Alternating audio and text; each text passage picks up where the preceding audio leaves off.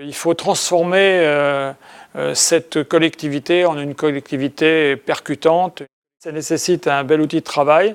On y travaille au travers de l'acquisition de la pyramide qui est imminente et qui nous permettra d'avoir une transversalité.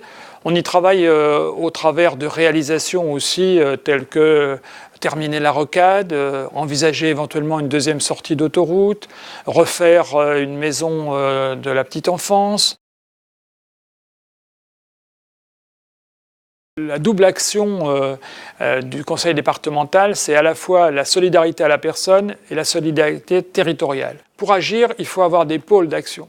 Et les pôles d'action, ce sera donc ces fameux pôles de centralité et ces pôles d'équilibre, que je ne dissocie pas parce qu'ils ont, à peu de choses près, un rôle à peu près identique. Les pôles de centralité, c'est en fait les nouveaux cantons. Les pôles d'équilibre, c'est pour la plupart les anciens cantons. En tout état de cause, ce sont les lieux où l'action du conseil départemental devra être forte en matière d'aménagement du territoire. D'ailleurs, le schéma qui est obligatoire et sur lequel on a commencé à travailler avec Madame la Préfète, ce schéma d'accessibilité aux services publics sur le département va nous imposer ce diagnostic du territoire. Et c'est à partir de ce diagnostic de territoire qu'il faudra pouvoir répondre au manque, au déficit en infrastructures intelligentes, à tout ce qui concerne en fait le quotidien de nos concitoyens.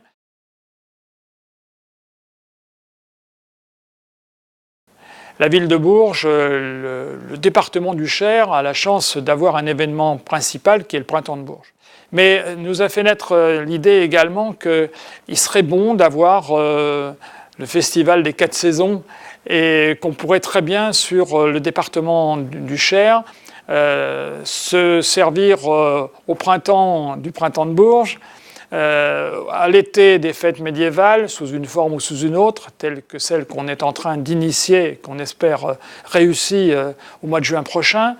Au moment des vendanges, on pourrait instaurer une fête des vendanges sous une forme ou sous une autre, et qui aurait le mérite d'être une décentralisation de la fête dans le département, qui pourrait s'appuyer par rotation tous les 5 ans sur les 5 zones d'AOC que nous avons dans ce département.